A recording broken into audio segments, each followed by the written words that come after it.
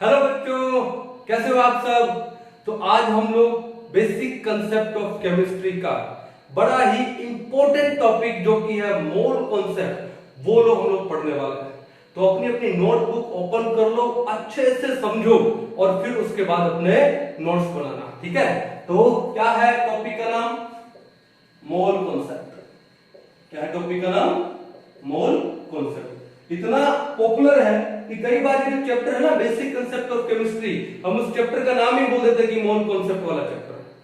कौन सा है? मोल कॉन्सेप्ट वाला। तो अच्छे से पढ़ते हैं कि मोल कॉन्सेप्ट है क्या। तो मोल कॉन्सेप्ट में देखो, पहली टर्म क्या है? मोल। पहली टर्म क्या है? मोल। ये मोल क्या चीज होती है? What is a mole? A mole is the amount of substance that contains as many entities. अब एंटिटीज क्या होती है? चलो पहले डेफिनेशन लिखते हैं, फिर डिटेल में चलेंगे। क्या लिखा? A mole it is a amount of, it is an amount of substance, कोई भी सब्सटेंस का वो amount that contains as many entities, ENTITIES, entities. अब एंटिटीज क्या चीज होती है? एंटिटीज एटम्स ले सकते हो, मॉलिक्यूल्स ले सकते हो, आयंस ले सकते हो, पार्टिकल्स ले सकते हो, ठीक है। तो एंटिटीज में मैंने क्या ले लिया? मान लो वो एटम्स भी हो सकते हैं, ठीक है, मॉलिक्यूल्स भी हो सकते हैं, ठीक है, और पार्टिकल्स भी हो सकते हैं। वो पार्टिकल्स में आपके आयंस भी आ गए। तो a mole is an amount of substance that contains as many entities as there are relate कर दिया किससे? There are atoms in 12 gram of C12 isotope. There are atoms exactly in 12 gram of C12 isotope. C12 यानी carbon 12। जो carbon के तीन isotope है, C12, C13 and C14।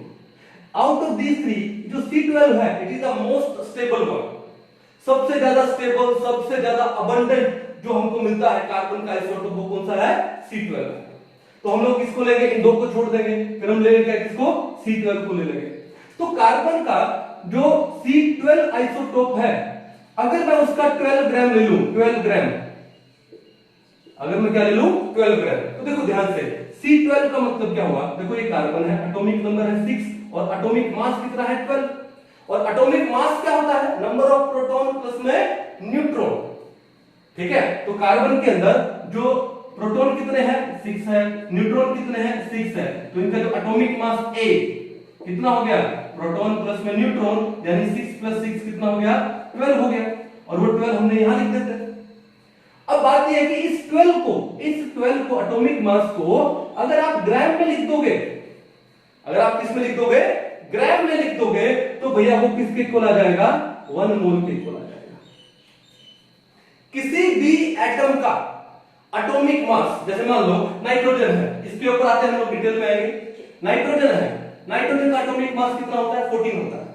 किसी भी एटम के एटॉमिक मास को अगर आप ग्राम में लिख देते हो, तो किसके इक्वल होता है? 1 मोल के इक्वल होता है। किसके इक्वल होता है? 1 मोल। जैसे मान लो ऑक्सीजन ले लो, ऑक्सीजन का एटॉमिक मास कितना होता है? 16, 8। ये तो एटॉमिक नंबर है 16, उसका क्या है? Atomic mass. तो क्या बोला? किसी भी एटम के एटॉमिक मास को अगर आप ग्राम में लिख देते हो, तो किसके इक्वल हो जाता है? 1 मोल के इक्वल हो जाता है। किसके इक्वल? 1 मोल के इक्वल। जैसे नाइट्रोजन है, ये सोडियम है, सोडियम का एटॉमिक नंबर 11, एटॉमिक मास कितना है? 23।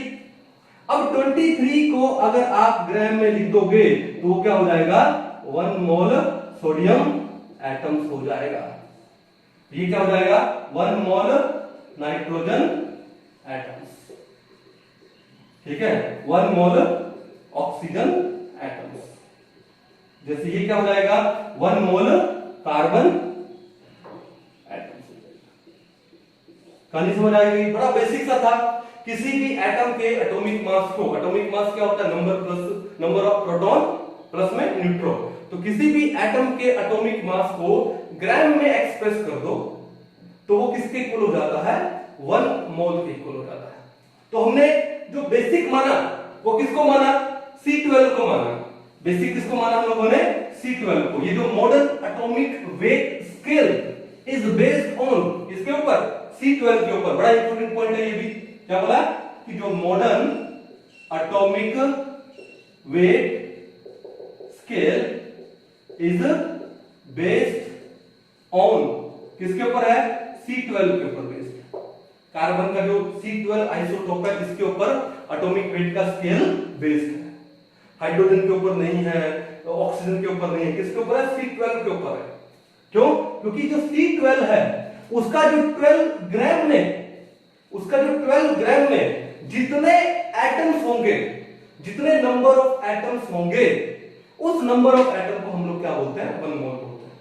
अब माइंड में आता है कि सर कार्बन का एटम तो बहुत छोटा है, हम लोग अपनी नेकेड आई से तो देख नहीं सकते, तो उसका अगर 12 ग्राम ले लिया, ठीक है ले लिया सर, अब उस 12 ग्राम में कार्बन के एटम्स तो अबंडेंट होंगे, बहुत ज्यादा होंगे, तो हमको क्या पता कि वो एक एक एटम को हम कैसे गिनेंगे जिसको हम लोग देख ही नहीं सकते।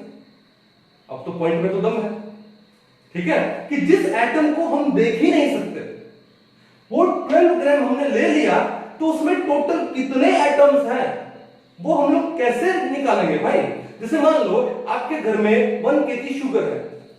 क्या है? 1 kg शुगर। अब उस 1 kg शुगर में शुगर के क्या है? पार्टिकल्स है। तो क्या आप सारे पार्टिकल्स को एग्जैक्टली काउंट कर सकते हो? ठीक है, ऑलमोस्ट इम्पॉसिबल है। ऑलमोस्ट एग्जैक्टली सारे शुगर पार्टिकल्स को एग्जैक्ट नंबर उनका काउंट करना ऑलमोस्ट क्या हो जाता है? इम्पॉसिबल हो जाता है, मुश्किल हो जाता है। तो सर वो शुगर पार्टिकल्स तो फिर भी हम लोग देख रहे हैं नेकेड आई से, लेकिन जो कार्बन एटम है वो एटम को तो हम लोग नेकेड आई से देख ही नहीं पाते हैं। Then how can we calculate the number of carbon atoms in its 12 gram? तो इसके लिए एक तरीका है कि ये काम करते हैं कि जो माइक्रोस्कोपिक पार्टिकल्स होते हैं उनका जो मास निकालने के लिए हमारे पास एक apparatus है। क्या? मास स्पेक्ट्रोमीटर। हमारे पास मास स्पेक्ट्रोमीटर क्या है? मास स्पेक्ट्रोमीटर। तो मास स्पेक्ट्रोमीटर से हम किसी भी माइक्रोस्कोपिक पार्टिकल का मास कैलकुलेट कर सकते हैं। और जब मास स्पेक्ट्रोमीटर से कार्बन के जो C12 का 1 एटम का जो मास निकाला गया, ठीक है, क्या? Mass of 1 atom of C12, तो वो जो मास कितना आया? वो मास आया कितना? 1.992648 into 10⁻⁻23 ग्राम। मास स्पेक्ट्रोमीटर से जब कार्बन के C12 जो आइसोटोप है उसके एक एटम का मास निकाला गया, तो कितना आया? 1.992648 into 10⁻⁻23 ग्राम। इतना कम वेट है, ठीक है। अब देखो ध्यान से, तो हमको क्या करना है कि हमको 12 ग्राम C12 में टोटल नंबर ऑफ एटम्स निकालना है, ठीक है। तो देखो क्या है?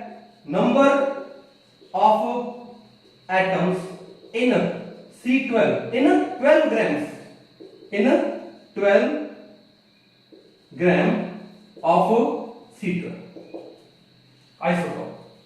अब देखो एक बात बताओ कि एक एटम का मास इतना है, या फिर मैं उल्टा लिख दूं कि 1.992648 into 10⁻⁻23 gram is the mass of 1 atom, is the mass of 1 atom, ठीक है। तो 12 ग्राम में कितने एटम्स होंगे? तो इसको एक प्रॉपर वे से लिखते हैं, देखो ध्यान से, ठीक है। देखो क्या लिखूं मैं यहां पे, ठीक है, क्या लिखूं? 1.992648 into 10⁻⁻23 gram -23 gram. It contains कितना? 1 एटम ऑफ C12, ठीक है। It contains 1 atom of C12। तो भैया आपके पास तो 1 ग्राम में कितना होगा? तो 1 ग्राम में आ जाएगा 1/1.992648 into 10⁻⁻23।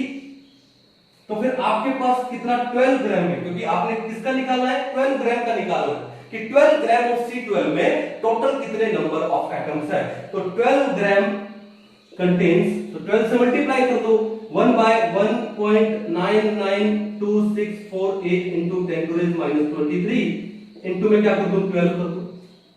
अब एक बार सोच के देखो, ये 1.99 है, एक बार रफली मान लो इसको 2, तो 12/2 कितना होगा? 6 होगा।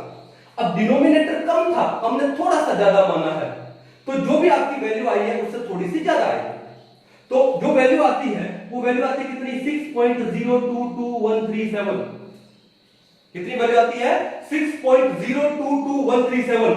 अब ये 10 टू रेज -23 है, ऊपर जाके क्या हो जाएगा? +23, इनटू में आ गया 10 टू रेज 23, और ये क्या आ गया? इसके अंदर एटम्स आ गए। क्या आ गए? ये एटम्स। कि भैया C12 है, उसके 12 ग्राम में टोटल कितने एटम्स होते हैं? 6.022137 into 10 to raise 23 एटम्स होते हैं। तो ऐसे हमने एक एक एटम को गिना नहीं है, हमने मास स्पेक्ट्रोमीटर से जो C12 था उसके एक एटम का मास निकाल लिया गया, बाद में उसको डिवाइड कर दिया गया, किससे? 12 को उससे डिवाइड कर दिया गया, तो हमारे पास क्या आ गया? टोटल नंबर ऑफ एटम्स आ गए किसमें? 12 ग्राम ऑफ C12 में। कहानी समझ आ गई? अब ये जो वैल्यू आई है, ये वैल्यू हर एक एलिमेंट का सेम होना चाहिए ना, हर एक एलिमेंट का सेम होना चाहिए। तो देखो ध्यान से, ये तो किसका लिया? C12 का लिया। मान लो नाइट्रोजन होता तो उसका एटॉमिक मास कितना है? 14। कितना है? 14। अब इसका क्या निकालते हैं? एटॉमिक मास को मैंने क्या बोला? ग्राम में लिख दो। 14 ग्राम इज इक्वल टू क्या हो जाता है? 1 मोल हो जाता है। अब बात यह है कि ये कैसे निकाले सर? यहां तो 12 ग्राम से निकाला था, यहां पे किससे निकालेंगे? 14 ग्राम से, तो वैल्यू सेम कैसे आएगी सर? भाई अगर मैं यहां पे 12 अपॉन में 1.99 into 10 to the -23 किया था तो ये वैल्यू आई थी। अगर यहां पे 14 अपॉन ये वैल्यू करेंगे तो वैल्यू तो क्या आएगी? ज्यादा आएगी। तो भैया एक बात देखो ना, ये वेट किसका है? This is the mass of one atom of C12। तो नाइट्रोजन का जो एटम है वो कार्बन के एटम से थोड़ा हैवी है, तो उसका मास इससे थोड़ा सा क्या आएगा? ज्यादा आएगा।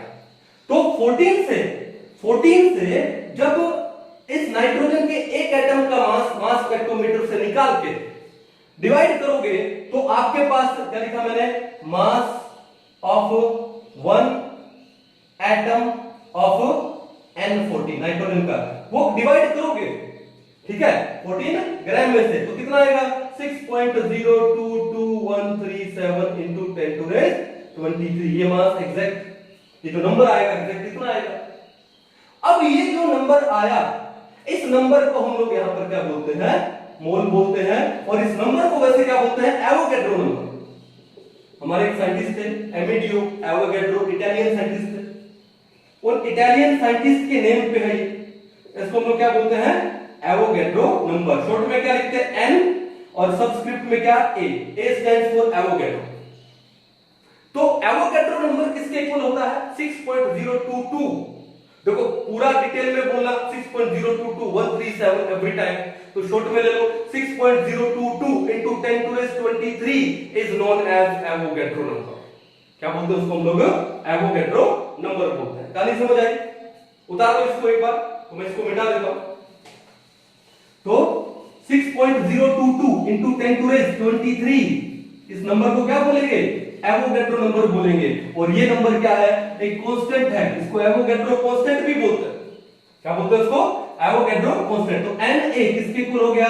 6.022 into 10 to raise 23। अब इसका जो सिग्निफिकेंस है, इसका जो फायदा है, किसके लिए है? माइक्रोस्कोपिक पार्टिकल्स के लिए है। किसके लिए है? माइक्रोस्कोपिक पार्टिकल्स के लिए। जैसे एक चीज देखो, आप मार्केट में बनाना ले आते हो, तो किस में लेके आते हो? डजन्स में लेके आते हो। भाई राजस्थान में मैं रहता हूं, राजस्थान में बनाना किलोज में मिलता है, ठीक है। लेकिन हरियाणा में हम लोग रहे तो हरियाणा में जो बनानास होते हैं वो किस में मिलते हैं? डजन्स में मिलते हैं, ठीक है ना।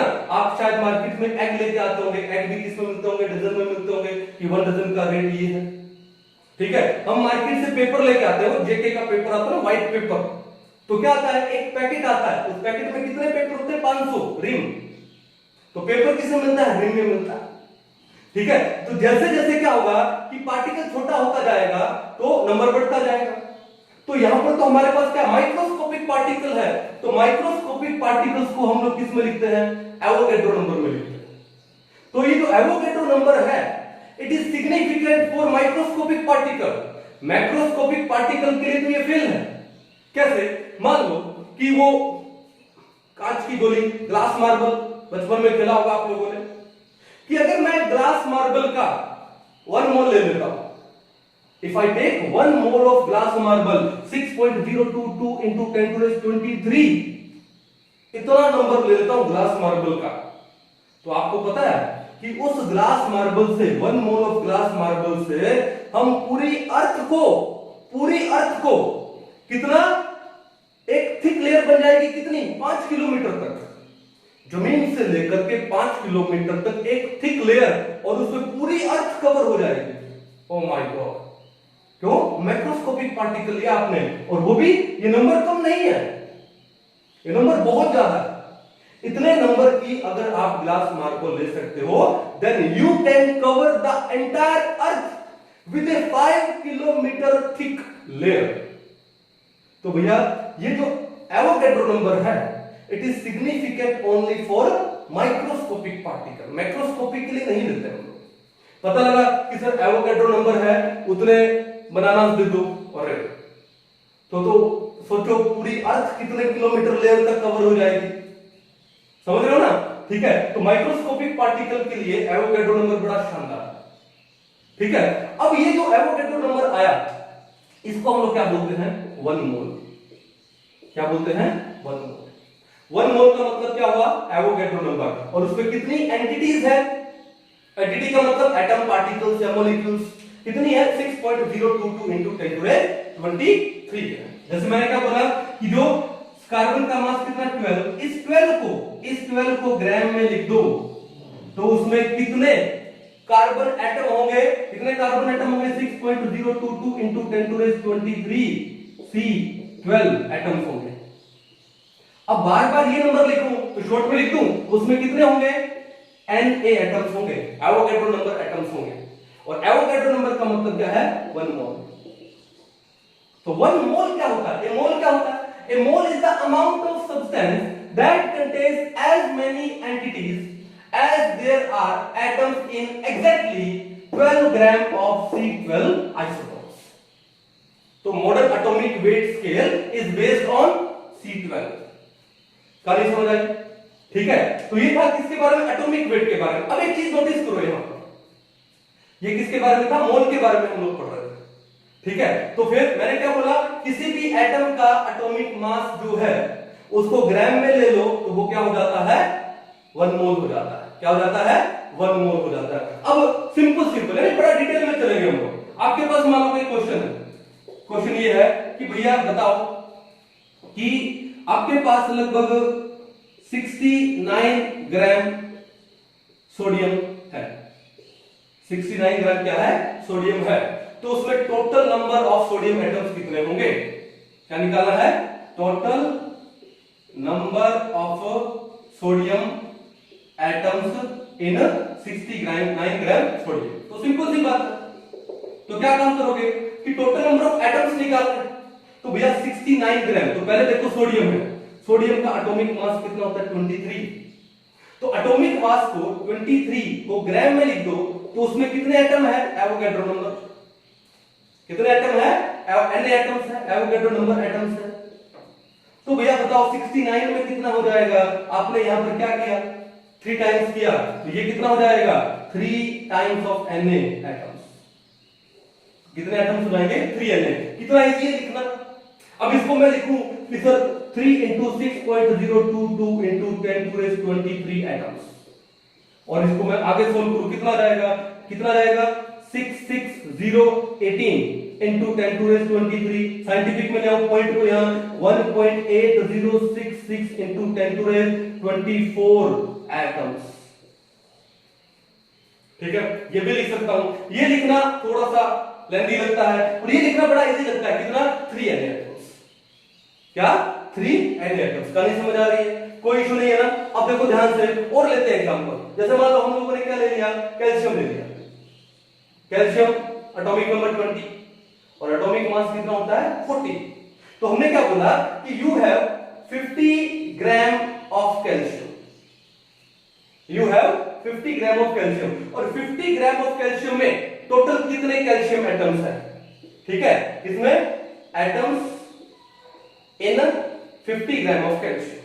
तो क्या करोगे, अपन देखा कि कैल्शियम का एटॉमिक मास कितना है 40, उस 40 को क्या कर दो, 40 को ग्राम में लिख दो, इज इक्वल टू क्या हो जाएगा, एवोगैड्रो नंबर, बोले तो 1 मोल, बोले तो 1 मोल।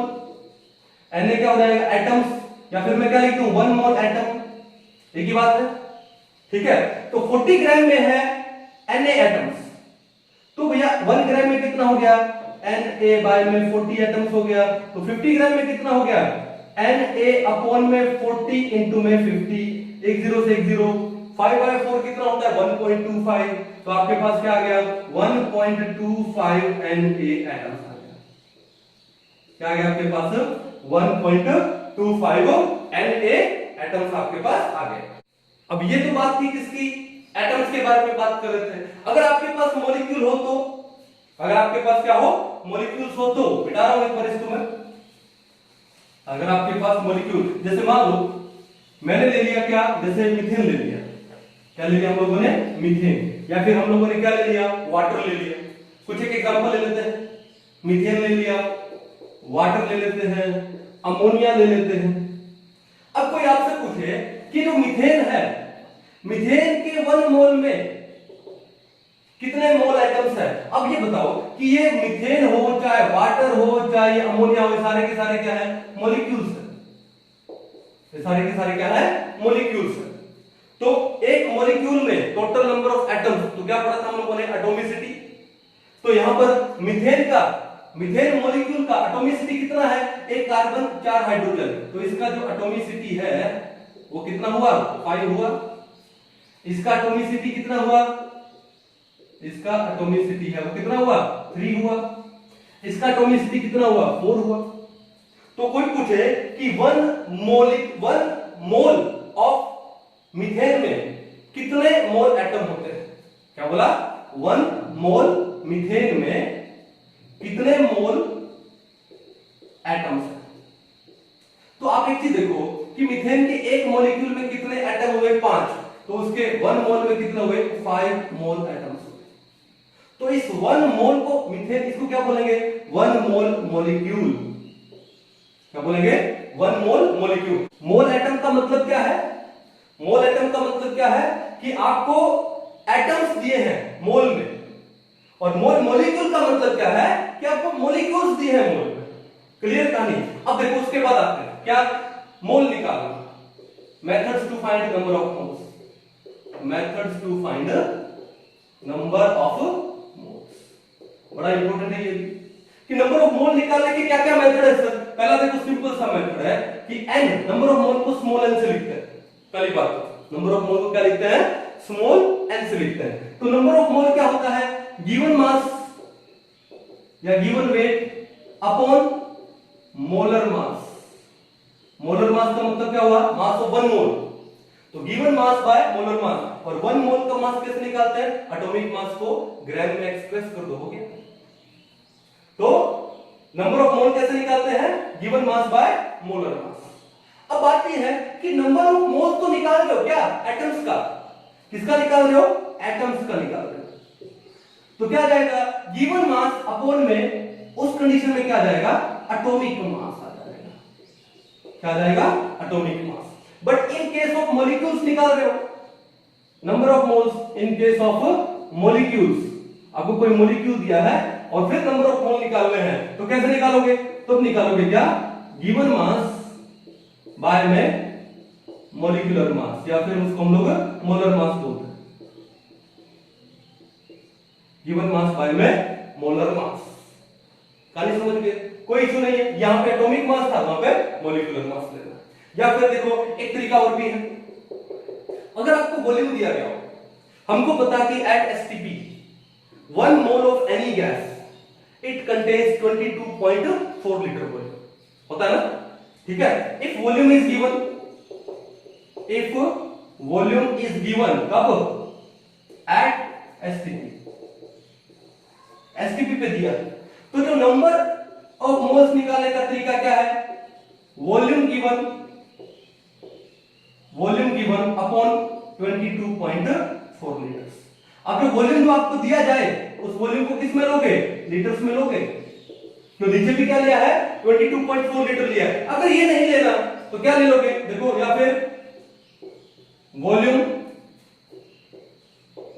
गिवन किसमें, इन ml अपॉन में। तो जो नीचे 22.4 लीटर्स है, जो नीचे 22.4 लीटर्स है उसको भी किसमें कन्वर्ट कर दो, ml में। कितना जाएगा, 22,400 ml। कब, जब वॉल्यूम दिया, जब क्या दिया हो, वॉल्यूम।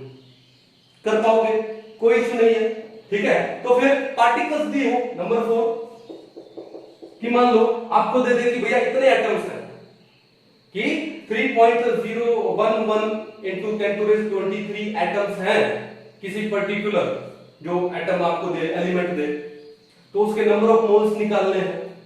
तो कैसे निकालोगे, क्या लिखो, if number of atoms are given, या नंबर ऑफ पार्टिकल्स बोल दूं।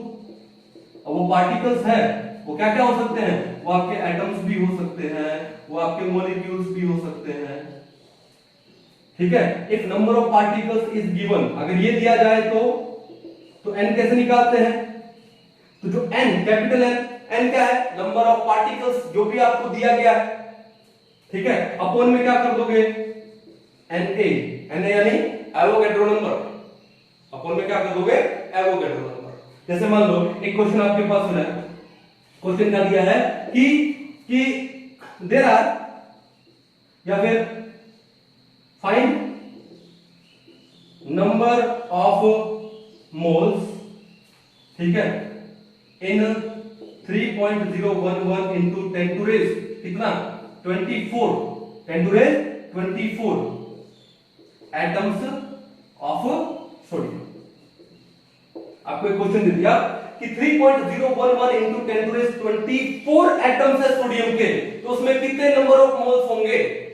तो कैसे करोगे इसको, ठीक है, यहां पे कर दे n इज इक्वल टू, अब आपको नंबर ऑफ पार्टिकल्स कितने दिए हैं, यहां पे एटम्स दिए हैं कितना, 3.011, तो ये हो जाएगा 3.011 into 10 to raise 24 अपॉन क्या करोगे, एवोगैड्रो नंबर, और एवोगैड्रो नंबर कितना होता है, 6.022 into 10 to raise 23 into 10 to raise 23। अब ऊपर 10 to raise 24 है, नीचे 10 to raise 23 है।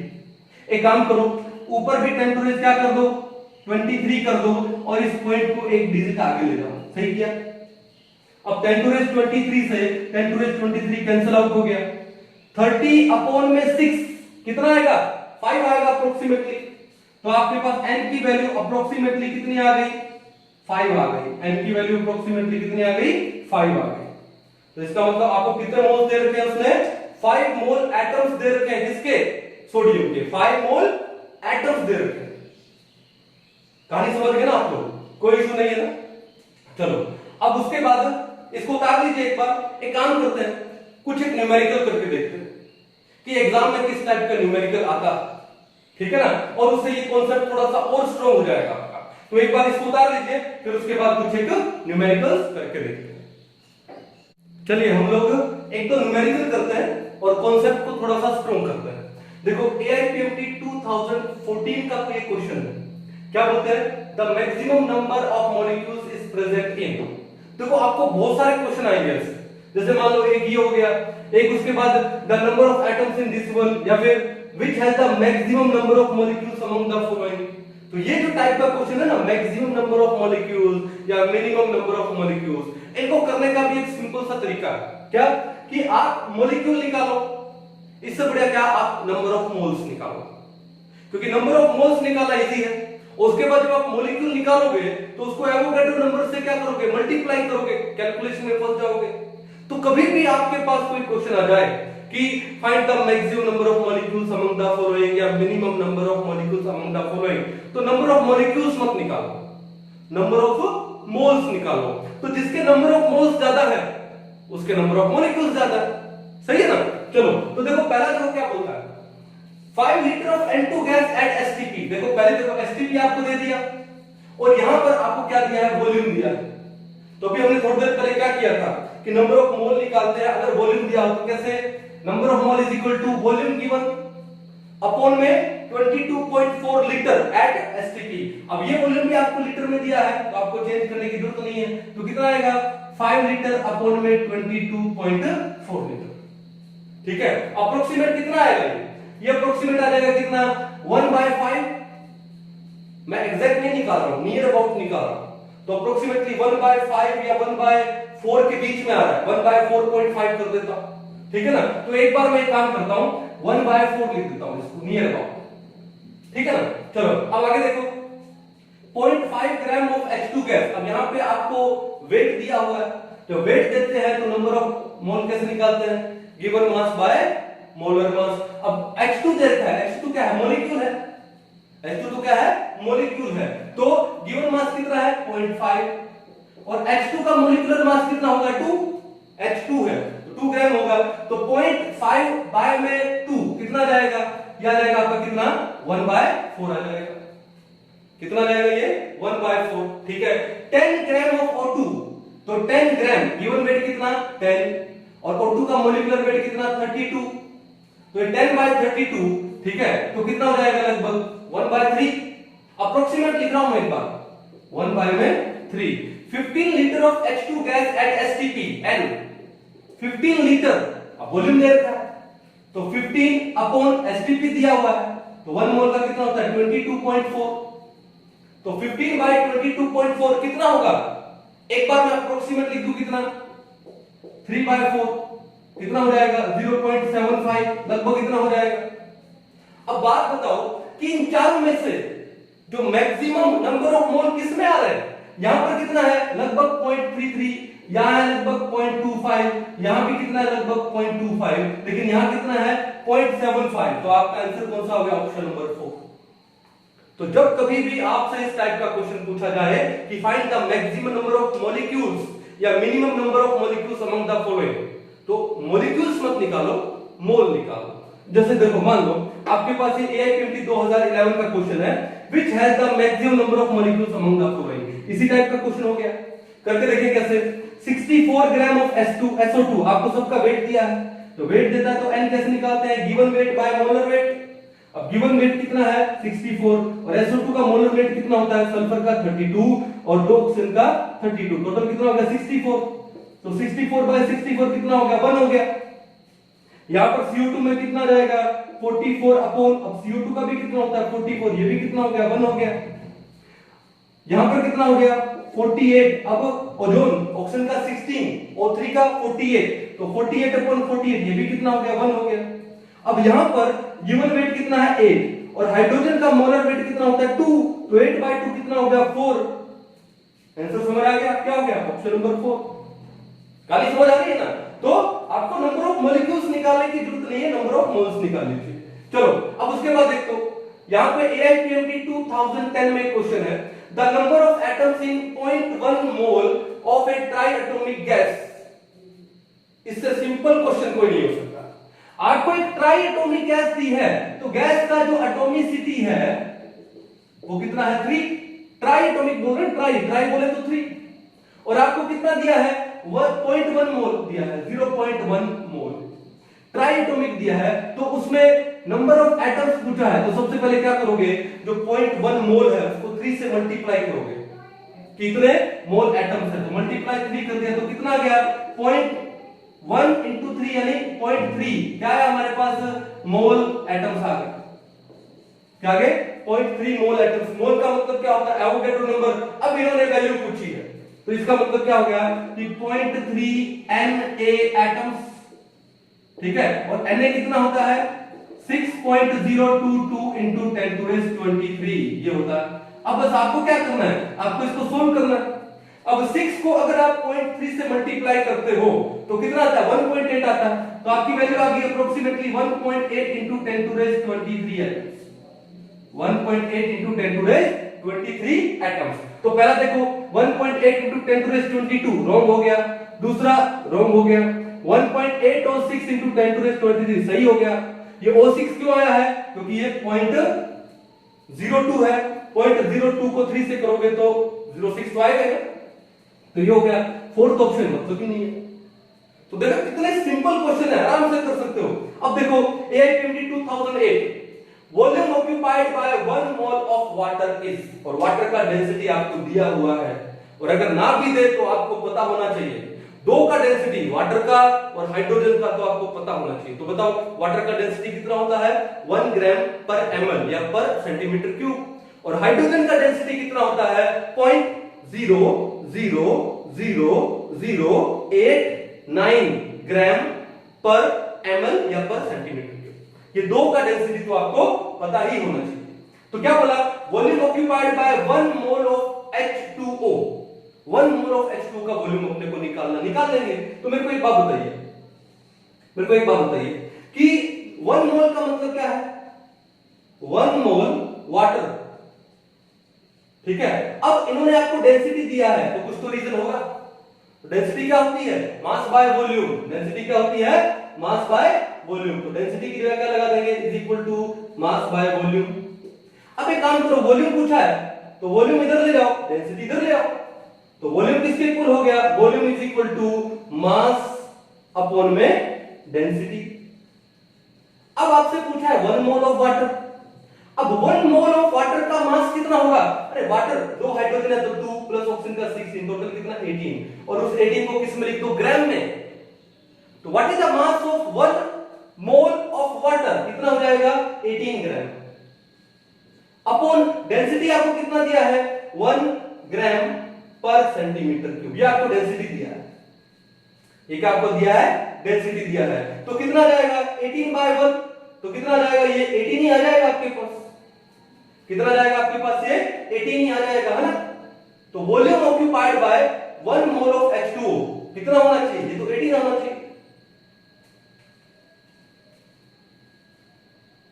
क्या बोला, volume occupied by 1 mole of water is, I think यहां पे 1 मोल नहीं है, 1 मॉलिक्यूल दिया हुआ है, 1 मॉलिक्यूल ऑफ वाटर इज करके देखते हैं। Volume occupied by 1 molecule of water is. तो एक बात बताओ, आपको वाटर का डेंसिटी दे रखा है, और अगर आपको वाटर का डेंसिटी नहीं दिया जाए तो भी आपको क्या होना चाहिए, पता होना चाहिए कितना 1 होना, ठीक है ना। तो देखो डेंसिटी क्या होती है, मास बाय वॉल्यूम, और इसकी भी जरूरत नहीं है, 1 ग्राम पर सेंटीमीटर क्यूब, 1 ग्राम पर सेंटीमीटर क्यूब का मतलब क्या हुआ, मिलीलीटर, यानी वाटर में वाटर का जो 1 ग्राम है is equal to 1 centimetre cube, इसी का मतलब ये तो हुआ मास बाय वॉल्यूम। अब एक देखो कि वाटर के 1 मॉलिक्यूल का मास देखना अपने को, वाटर के 1 मॉलिक्यूल का मास देखना है, तो पहले ही काम करते हैं 1 मोल का मास देख लेते हैं। तो वाटर के 1 मोल का मास कितना होगा, 18 ग्राम होगा, तो 18 ग्राम का वॉल्यूम कितना हो जाएगा, 18 सेंटीमीटर क्यूब हो जाएगा। वाटर के 1 मोल का मास कितना है, 18 ग्राम। अब निकालना 1 मॉलिक्यूल का, तो बताओ 1 मोल में कितने मॉलिक्यूल होंगे, एवोगैड्रो नंबर।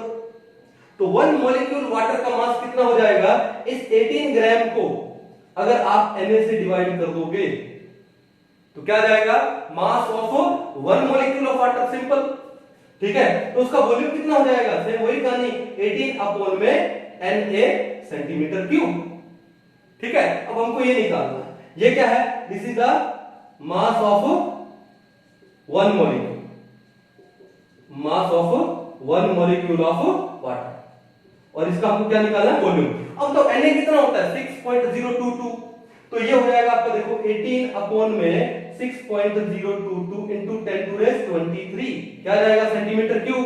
तो इसको मैं एक बार 6 मान लेता हूं, तो 18 by 6 कितना हो गया, लगभग 3, तो ये आपके पास आ गया 3 into ये 10 to raise 23 ऊपर जाके -23, क्या जाएगा सेंटीमीटर क्यूब। बड़ा सिंपल सा क्वेश्चन था ये। तो क्या हो जाएगा इसका answer, what is the volume occupied by 1 molecule of water, it is 3 into 10 to raise -23 centimetre cube. तो पहला ही ऑप्शन हो गया, दूसरा नहीं है, तीसरा नहीं है, चौथा नहीं है। क्वेश्चन समझ आए कैसे करते हैं, क्वेश्चन करने से आपका कॉन्सेप्ट थोड़ा और बिल्डअप होगा कि किस टाइप के क्वेश्चन एग्जाम में आते हैं और उन क्वेश्चन को हम लोग सोल्व कैसे करें। जैसे इस टाइप के क्वेश्चन में आपको पता लगा होगा कि मैक्सिमम नंबर ऑफ मॉलिक्यूल्स या मिनिमम नंबर ऑफ मॉलिक्यूल्स पूछे तो आपको मॉलिक्यूल नहीं निकालना, आपको क्या निकालना है, नंबर ऑफ मोल्स निकालना है, ठीक है। तो एक काम करो, एक बार इनको उतार दीजिए, ठीक है, उसके बाद और आगे चलते हैं। चलिए नेक्स्ट क्वेश्चन देखो, नीट 2018 में आया हुआ है। क्या क्वेश्चन है, in which case is the number of molecules of water maximum? Same उसी टाइप का है। तो number of molecules of water maximum पूछा है, तो आपको नंबर ऑफ मॉलिक्यूल्स नहीं निकालना है, क्या निकालोगे?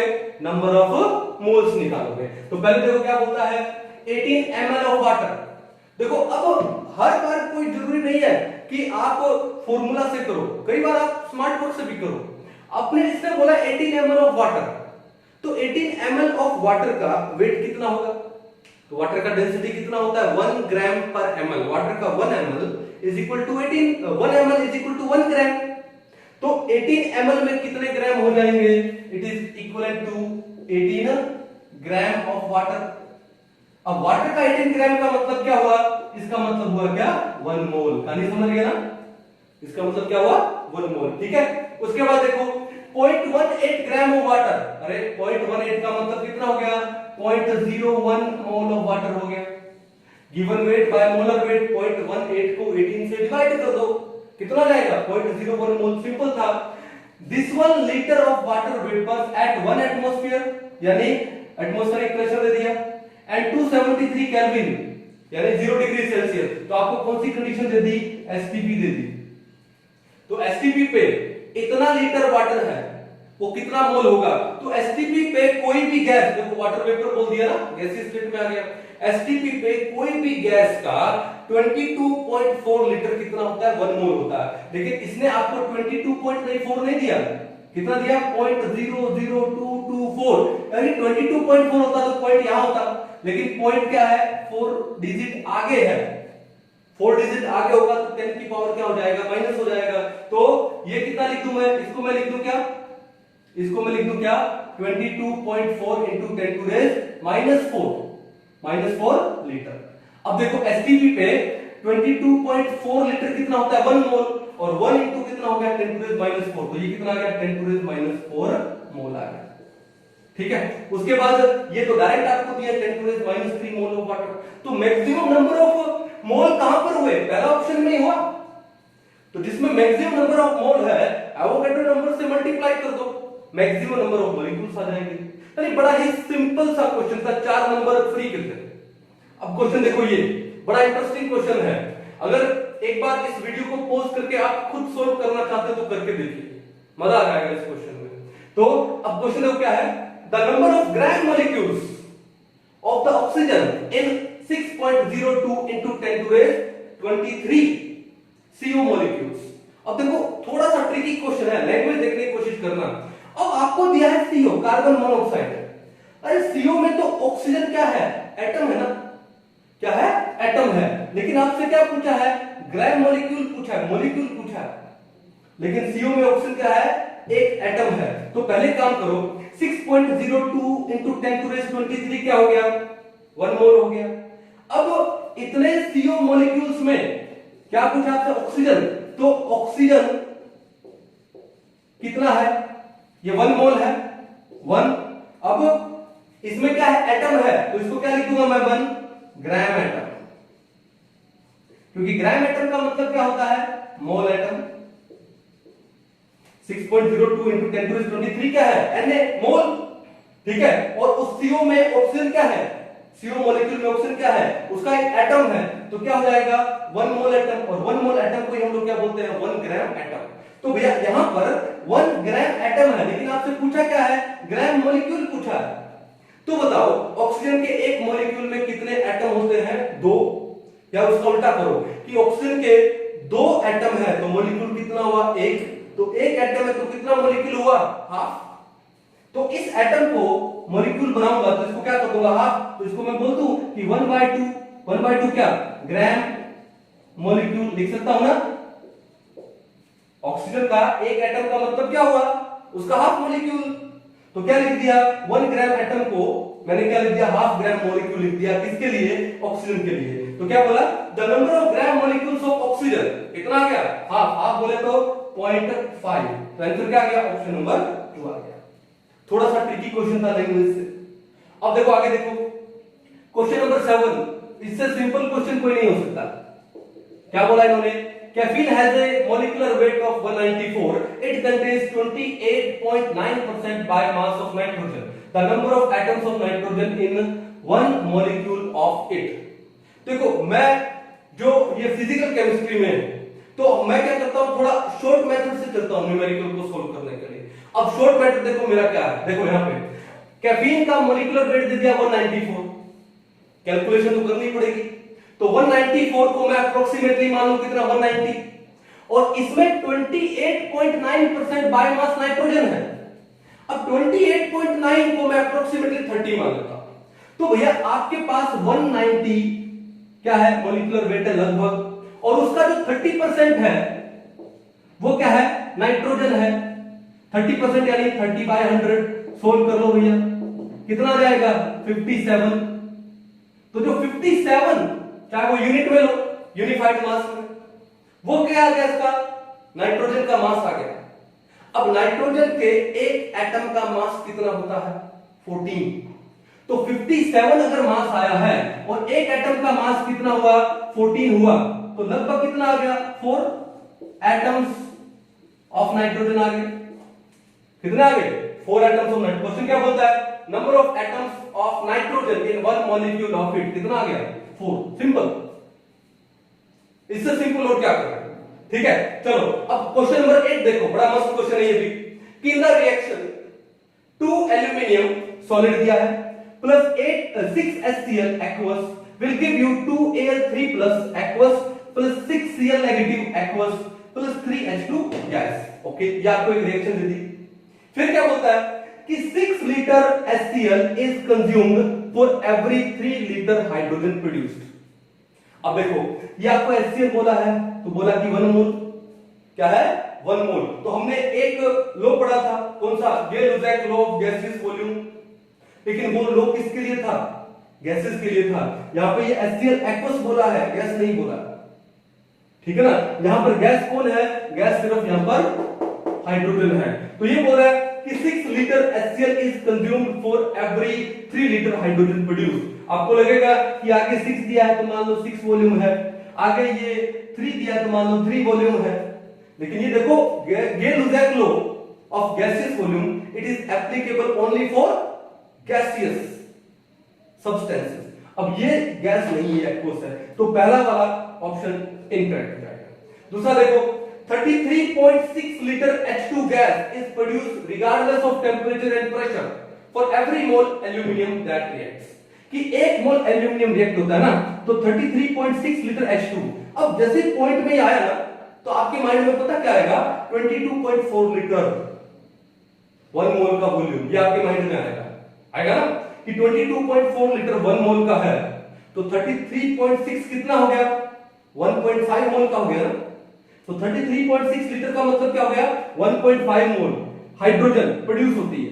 Okay regardless of temperature and pressure for every mole aluminium that reacts. तो आपके माइंड में आएगा क्या 2 मोल एल्यूमिनियम से 3 मोल हाइड्रोजन प्रोड्यूस होती है, तो 1 मोल एल्यूमिनियम से कितना प्रोड्यूस होगा 3/2 मोल हाइड्रोजन। 3/2 का मतलब 1.5 मोल, 1.5 मोल का मतलब 22.4 into 1.5 करोगे तो क्या आएगा 33.6। ये आपके दिमाग में आएगा ना, लेकिन ये गलत आएगा।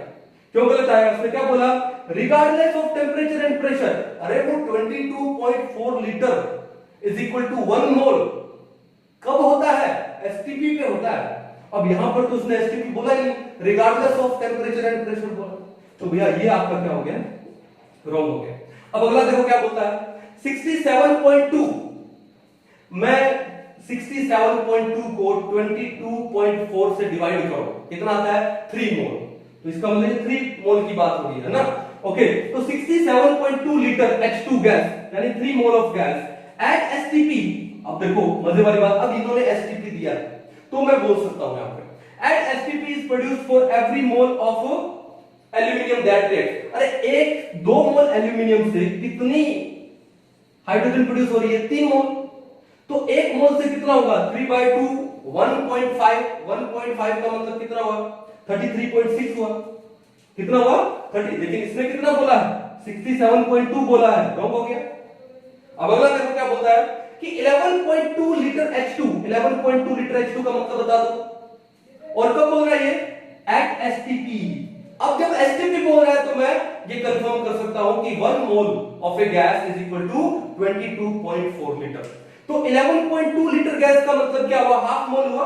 11.2 अपॉन 22.4 कितना हुआ, हाफ मोल। कि half mole of H2 and STP is produced for every mole of HCl that consumed। तो देखो यहां पर कि 6 मोल ऑफ HCl कंज्यूम हो रहे हैं, तो 3 मोल ऑफ H2 प्रोड्यूस हो रही है, तो 1 मोल ऑफ HCl कंज्यूम होगा, तो कितना मोल ऑफ H2 प्रोड्यूस होगा, 3/6, बोले तो हाफ मोल प्रोड्यूस होगा कि नहीं होगा।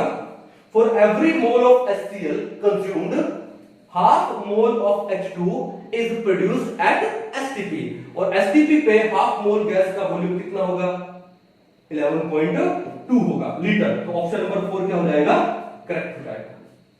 क्या नहीं समझ आई कि कैसे क्वेश्चन आपके एग्जाम में आएंगे और कैसे आपको उनको बड़े स्मार्टली हैंडल करना है।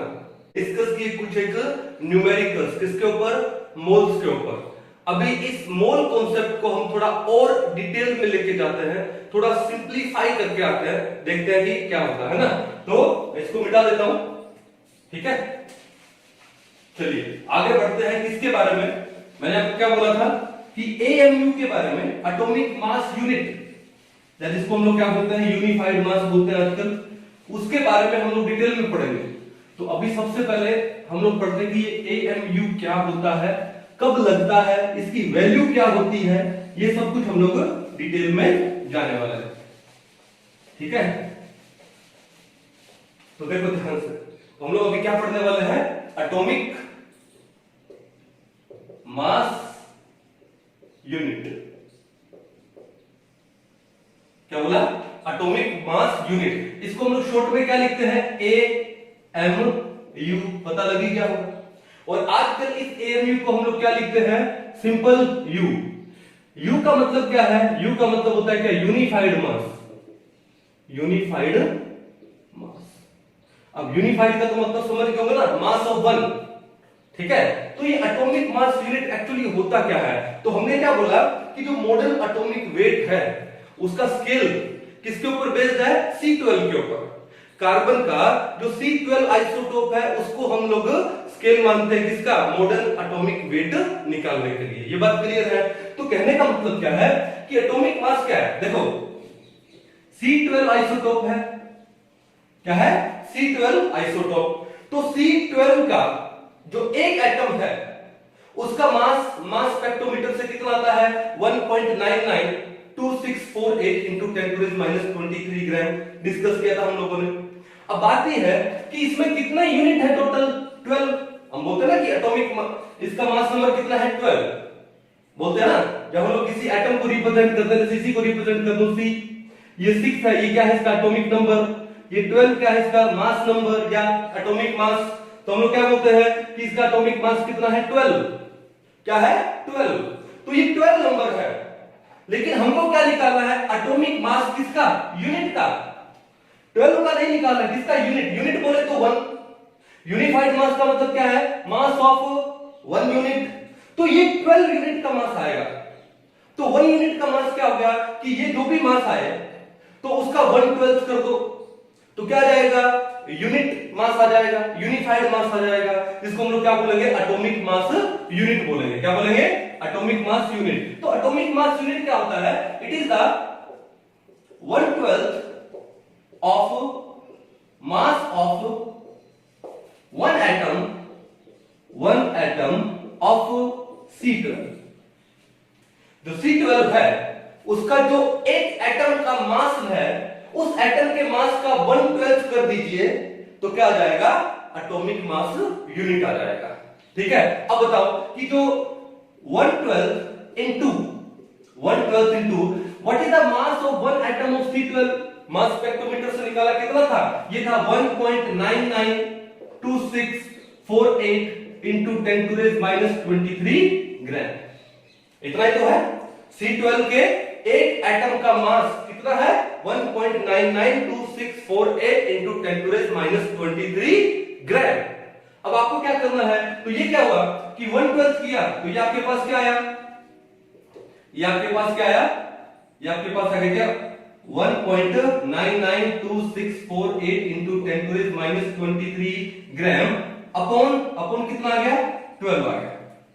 अपॉन कितना आ गया, 12। जब हम इस चीज को सोल्व करते हैं तो एक चीज थोड़ा सा रफली देखो, 1.99 को एक बार में 2 अज्यूम कर लो, तो 2/12 कितना होगा 6, तो यहां पर कितना आएगा 6। अब मैंने इसको थोड़ा सा ज्यादा अज्यूम किया था, लेकिन ये तो 1.99 है, तो जो नीचे वैल्यू है वो 6 से थोड़ी सी ज्यादा आएगी, तो नीचे वैल्यू आती है, वो नीचे वैल्यू क्या आती है, वो आती है क्या 6.022, और यहां क्या रह जाता है 1। अब ये जो 10 टू रेज माइनस 23 है, नीचे जाके क्या हो जाएगा, नीचे जाके वो हो जाएगा क्या 10 टू रेज प्लस का 23, 10 टू रेज प्लस का 23, ये बात समझ आ गई, ठीक है। ये किस में हो गया, ग्राम में। अब बात ये देखो कि 6.022 into 10 to raise 23 क्या होता है, एवोगैड्रो नंबर होता है। क्या होता है, एवोगैड्रो नंबर। तो क्या मैं इसको लिख दूं 1/Na, क्या मैं इसको लिख दूं 1/Na। तो भैया बात यह है कि 1 AMU किसके इक्वल आता है, 1 Avogadro number, simple. Avogadro number का जो रेसिप्रोकल है that is equal to 1 atomic number, बात ही खत्म। तो 1 एटॉमिक नंबर या 1 यूनिफाइड मास इज 1/Na। कहानी समझ गए ना आप लोग। 1 इसकी वैल्यू कितनी होगी, 1/Na इसकी वैल्यू कितनी होगी, ये होगी 1.9926/12। तो क्या आएगा 1/6 आएगा, ठीक है। अब अगर आप इसको भी सोल्व करते हो आगे, इसको भी आप सोल्व करते हो, तो एक बात बताओ 1/6 है, क्या मैं ऊपर एक बार 10 कर दूं, ऊपर 10 करूंगा तो मेरे को नीचे भी एक जीरो लगानी पड़ेगी, क्यों, अगर मैं ऊपर 10 से मल्टीप्लाई करता हूं तो नीचे भी 10 से मल्टीप्लाई करो ताकि कोई फर्क ना पड़े। तो ऊपर मैंने 10 से मल्टीप्लाई किया, 1 को 10 आ गया, नीचे मल्टीप्लाई किया तो 10 टू रेज कितना आ गया 23 से 24 आ गया। अब जब आप 10 को 6 से डिवाइड करते हो तो वैल्यू कितनी आती है, कुछ 1.67, तो ये वैल्यू आ गई 1.67 इनटू ये 10 टू रेज 24 ऊपर जाके कितना हो जाएगा -24, और आगे क्या जाएगा ग्राम। इसका मतलब कि जो 1 एटॉमिक मास यूनिट है उसकी वैल्यू कितनी होती है ग्राम में, 1.67 into 10 to raise -24 ग्राम होती है। What is the value of 1 atomic mass unit in gram? It is 1.67 into 10 to raise -24 ग्राम। तो एटॉमिक मास यूनिट आपको समझ आ गया, और एटॉमिक मास यूनिट की वैल्यू क्या होती है वो आपको समझ आ गया, क्लियर है। अब देखो क्वेश्चन कैसे करते हैं। क्वेश्चन देखो, मान लो हमारे पास एक क्वेश्चन है, क्या है कि आपको वाटर दिया है, क्या दिया है वाटर, तो वाटर के एक मॉलिक्यूल का मास कितना है, ठीक है, क्या mass of 1 molecule of water, water के एक मॉलिक्यूल का, जब आपसे किसी एक मॉलिक्यूल का मास पूछा जाए, एक एटम का मास पूछा जाए, तो आपको क्या करना है, आप जैसे ये मॉलिक्यूल है तो इसका मॉलिक्यूलर मास होगा, what is molecular mass, mass of 1 molecule. तो H2O का कितना मॉलिक्यूलर मास होता है, 2 हाइड्रोजन का, ऑक्सीजन का 16, टोटल कितना हो गया 18, लेकिन 18 क्या, 18 के आगे क्या वो लगाएंगे। अगर आपसे पूछा है 1 मॉलिक्यूल ऑफ वाटर का मास, तो आपने देखा कितना था 18, तो 18 के आगे आप क्या लगा दो AMU, क्या लगा दो AMU, या फिर आप 18 के आगे क्या लगा दोगे U, बस। अगर एक एटम का पूछा जाए, एक मॉलिक्यूल का पूछा जाए, तो भैया जो भी एटम का एटॉमिक मास हो, जो भी मॉलिक्यूल का मॉलिक्यूलर मास हो, वो लिखने के बाद आगे क्या लगा दोगे AMU या फिर U। अब देखो, अब बात ये है कि ये तो एटॉमिक मास में पूछा, लेकिन ग्राम में बोले आपको कि ग्राम में कितना होगा, तो आप क्या करोगे, तो भैया बताओ 18 के आगे क्या लगा है AMU, और AMU क्या होता है 1/Na, AMU क्या होता है 1/Na, और आगे क्या जाता है ग्राम। 1 AMU is equal to 1/Na ग्राम, ठीक है। या फिर 1/Na को सोल्व करेंगे तो कितना आएगा 1.67 into 10 to raise -24 ग्राम। अब इसको सोल्व करते हैं, इसको सोल्व करेंगे तो क्या आएगा 18 into 1/Na कितना है 6.022 into 10 to raise 23, और ये क्या आ गया ग्राम, ये क्या आ गया ग्राम। अब देखो एक बार इसको मैं 6 मान लूं तो 6 1 6 6 3 18, लेकिन ये 6 से थोड़ा सा ज्यादा है तो वैल्यू 3 से थोड़ी सी कम आएगी, मान लो वैल्यू आपके पास आ गई क्या 2.99 into 10 to raise कितना हो गया 23, ऊपर जाके कितना हो जाएगा -23 gram. So this is the mass of 1 molecule of water, water के एक मॉलिक्यूल का मास कितना होगा ग्राम में? 2.99 इंटू 10⁻23 ग्राम। कहानी समझ आ रही है आप लोगों को? पक्का? तो ये एटॉमिक मास यूनिट समझ आया। चलो दो तीन एग्जांपल और लेके देखते हैं। एक बार इसको मैं मिटा रहा हूं, दो तीन एग्जांपल और देते हैं। जैसे मान लो वाटर की जगह आपको दे दिया जाए अमोनिया, वाटर की जगह आपको क्या दे दिया जाए? अमोनिया। तो क्या काम करेंगे? एक एग्जांपल और ले लेते हैं। क्वेश्चन क्या है? What is the mass of one molecule of ammonia NH3। अब आपसे देखो वन मॉलिक्यूल का पूछा है। मैंने क्या बोला कि अगर मॉलिक्यूल का पूछे या एटम का पूछे तो मॉलिक्यूल का पूछे तो मॉलिक्यूलर मास को आगे किस में लिख दो? AMU में। और एटम का पूछे तो एटॉमिक मास के आगे क्या लिख दो? क्या लिख दोगे? AMU। ठीक है। तो अब यहाँ पे मॉलिक्यूलर मास पूछा है तो कैसे करेंगे? तो NH3 का वन मॉलिक्यूल का मास कितना होगा? तो NH3 देखो, नाइट्रोजन का कितना होता है? 14, एक हाइड्रोजन का एक, तो 3 का कितना होता है? 3, टोटल कितना होगा? 70। अब जब वन मॉलिक्यूल का पूछा है तो इस 17 के आगे क्या लगा दोगे? 17 के आगे लगा दोगे क्या? AMU। 17 के आगे क्या लगा दोगे? AMU। पक्का? तो 17 इंटू AMU क्या होता है? 1/Na। तो ये आ गया किसमें? ग्राम में। 1 AMU is equal to 1/Na gram. अब Na कितना होता है? 1/6.022 इंटू 10 कितना हो गया? 23 ग्राम हो गया। अब 17/6 करोगे तो वैल्यू क्या आएगी? 2 पॉइंट समथिंग आएगी। एक बार इसको 6 मान लेता हूं तो 6 2 जा 12, 5 बचा 50 हुआ। तो उसके बाद क्या आएगा? 6 8 जा तो 0.8 समथिंग कर दो, 2.8 समथिंग इनटू 10 टू रेस कितना हुआ? ये 23 ऊपर जाके क्या हो जाएगा? -23। ये आ गया ग्राम। ये क्या आया? This is the mass of one molecule of NH3। कितना है? 2.8 into 10 to raise -23 gram. 2.8 into 10 to raise -23 gram. This is the mass of one molecule of ammonia. अब बात यह है कि आपसे अब यहीं पे क्वेश्चन थोड़ा सा चेंज हो जाए कि वन मॉलिक्यूल का नहीं पूछे, वन मोल का पूछे। दूसरा क्वेश्चन क्या हो गया? मास ऑफ वन मोल NH3। या यहां पे पूछता मास ऑफ वन मोल वाटर। ले लो, यहां लिख देते हैं मास of one mole H2। One mole का पूछे तो आपको क्या करना है कि इनका जो भी मोलिकुलर मास है, जैसे अमोनिया का मोलिकुलर मास कितना है? 17 है। अब उसके आगे AMU नहीं लगाना, उसके आगे क्या लगा देना है? ग्राम। क्या लगा दोगे? ग्राम। तो वन मोल का मास हो जाएगा। अब इसका वाटर का मोलिकुलर मास कितना? 18, और उसका आगे क्या लगा दोगे? ग्राम लगा दोगे। तो this is the mass of one mole water. तो आपको वन मॉलिक्यूल का मास और वन मोल का मास में डिफरेंस आ गया होगा। मॉलिक्यूल का मास लगाते हैं तो मॉलिक्यूलर मास के आगे क्या लगाते हैं? AMU।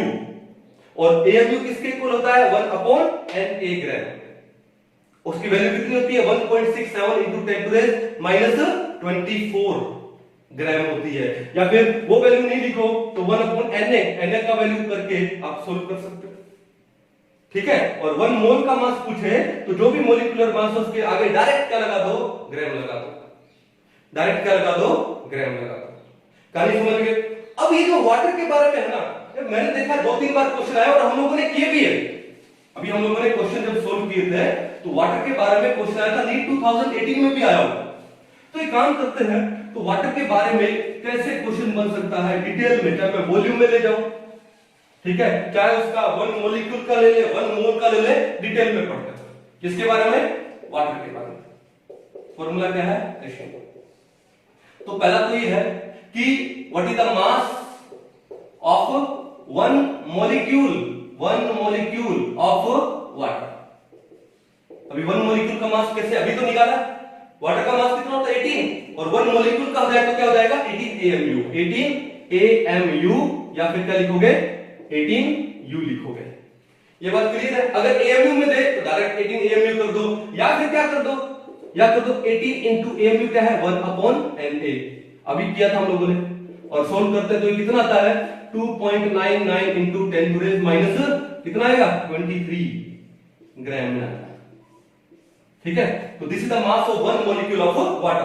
अब आपसे पूछे number 2, volume of one molecule of water.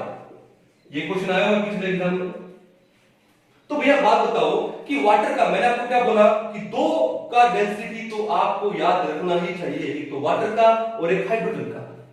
Water का डेंसिटी कितना होता है 1 ग्राम पर ml और हाइड्रोजन का डेंसिटी कितना होता है 0.00089 ग्राम पर ml, यानी पॉइंट के बाद 4 टाइम्स 0 देन 89 और उसके बाद क्या जाएगा ग्राम पर ml, किसका डेंसिटी ऑफ हाइड्रोजन का। तो वाटर का डेंसिटी कितना होता है बताओ, density of water is equal to 1 gram per ml। 1 gram per ml होने का मतलब क्या हुआ कि 1 gram it means 1 gram is equal to 1 ml। तो वाटर में जितने ग्राम होंगे उतना ही ml होगा। वाटर का वॉल्यूम उसके मास के इक्वल होगा। 1000 ml वाटर है, यानी 1 लीटर वाटर में अगर आप उसको वेट करोगे तो कितना आएगा 1 किलोग्राम वाटर आएगा। क्या आएगा 1 किलोग्राम वाटर। बाकियों में नहीं आता। ऑयल में 1 लीटर ऑयल है is not equal to 1 kilogram oil, weight कम आएगा। क्यों? ऑयल का डेंसिटी कम होता है और डेंसिटी कम होगा तो वॉल्यूम ज्यादा होगा लेकिन मास क्या होगा कम होगा। तो इसलिए ऑयल का वॉल्यूम ज्यादा होता है। 1 लीटर ऑयल तो उसका मास कम होगा तो वो 1 केजी ऑयल नहीं होता, वो कम ही आएगा। आप, मैंने क्या बोला था आपको कि कभी भी मार्केट से जब आप रिफाइंड ऑयल का या मस्टर्ड ऑयल का कोई पैकेट लेके आओ 1 लीटर का, तो उसका देखना वेट किलोग्राम में, ग्राम में दिया होगा। कितना ग्राम होगा 926 ग्राम, 927 ग्राम और कुछ भी value depending upon the nature of the oil. Clear कहानी? तो वाटर का डेंसिटी कितना होता है 1 होता है। तो पूछा volume of 1 molecule of water. तो एक बात बताओ, वाटर में mass is equal to volume, mass is equal to volume. तो वाटर का 1 ग्राम इक्वल टू 1 ml। तो भैया मास ऑफ 1 मॉलिक्यूल वाटर अगर इतने ग्राम है तो वॉल्यूम ऑफ 1 मॉलिक्यूल वाटर भी क्या होगा, वो होगा कितना 2 सेम होगा 2.99 इंटू 10 टू रेज माइनस 23 क्या ml। क्यों? क्योंकि वाटर में 1 gram is equal to 1 ml, तो इनका वॉल्यूम भी क्या हो जाएगा 1 मॉलिक्यूल का उतना ही हो जाएगा, बस आगे क्या लगा देंगे ml लगा देंगे, सिंपल। अब यही बात देखो नंबर 3, यही पूछे क्या, mass of 1 mole water, 1 mole. तो भैया 1 मोल का पूछा है ना, तो अगर मैं मोलिकुलर मास कितना वाटर का 18 और उसको ग्राम में लिख दूं डायरेक्ट, तो this is the mass of 1 mole. तो वो मास ऑफ 1 मोल वाटर कितना हो गया 18 ग्राम। तो बात देखो कि वाटर का डेंसिटी कितना है 1 है, तो वाटर का mass is equal to its volume. तो अगर मैं ये बोलूं number 4, volume of 1 mole water, 1 mole water, तो आपको क्या करना है, ये ग्राम को क्या लिख दोगे ml लिख दो, तो कितना जाएगा 18 ml। क्या जाएगा 18 ml। तो 1 मोल वाटर का वॉल्यूम भी कितना होगा 18 ml होगा। 18 कितना होगा ml। अब बात बताओ कि अगर आपके पास 1 लीटर वाटर है, अगर आपके पास क्या है 1 लीटर वाटर है, तो उस 1 लीटर वाटर में उसके कितने मोल्स होंगे। जैसे आपने देखा ना कि जब आप लोग इंस्टीट्यूट में जाते हो या कॉलेजेस में जाते हो तो साथ में अपने वाटर की बोतल लेके जाते होंगे, तो वो वाटर की बोतल मेनली क्या है 1 लीटर की वाटर की बोतल आती है मेनली। तो उस 1 लीटर वाटर में वाटर के कितने मोल्स हैं, तो नंबर 5 क्या लिख दूं, number of moles in 1 litre water. तो मेरे को एक बात बताओ कि 1 लीटर वाटर का मतलब क्या हुआ, हाउ मेनी ml 1000 ml, और 1 लीटर का मतलब क्या है 1000 ml वाटर। तो भैया एक बात बताओ कि 18 ml में जब 1 मोल होता है, 18 ml of water is equal to 1 mole, तो 1000 ml ऑफ वाटर कितना हो जाएगा 1000 बाय में 18, तो यहां जाएगा आपके पास क्या 1000 बाय में 18। 1000 को जब आप 18 से डिवाइड करोगे तो कितना वैल्यू आएगा 55.55, 55.55 मींस जब आपके पास 1 लीटर की बोतल है वाटर की और उसमें 1 लीटर वाटर है, then you carry 55.55 moles of water with you. Simple सी बात थी। तो वाटर के बारे में सब पता लगा कि एक मॉलिक्यूल का वेट कितना है, एक मॉलिक्यूल का वॉल्यूम कितना है, वन मॉलिक्यूल का वेट कितना है, ये 1 मोल का वेट कितना है और 1 मोल का वॉल्यूम कितना है और वाटर के 1 लीटर में कितने मोल्स होते हैं, सब पता लग गया। ये नहीं, हम ये भी पता लगा सकते हैं कि 1 लीटर वाटर का वेट कितना है। 1 लीटर वाटर का वेट कितना होगा, 1 लीटर यानी 1000 ml, तो 1000 ml का वेट कितना है, 1000 ग्राम। सिंपल, क्यों, वाटर का डेंसिटी तो 1 है, वाटर में 1 ml इक्वल टू 1 ग्राम, तो 1000 ml equal to 1000 gram. Simple, कितना इजी कॉन्सेप्ट है ये मोल वाला। अगर आपको ये समझ में आ जाता है तो मैं कह रहा हूं कि फिर ये दिमाग से कभी नहीं निकलेगा, इतना इजी है। लेकिन बिगिनिंग में अगर ये घोच-पोच हो गया, बस उसके बाद फिर मुश्किल हो जाएगा। तो आई थिंक आपको ये कॉन्सेप्ट अच्छे से समझ आया होगा। एएमयू, कब एएमयू लिखते हैं और कब ग्राम लिखते हैं, ठीक है। तो मिटा दिया जाए इसको।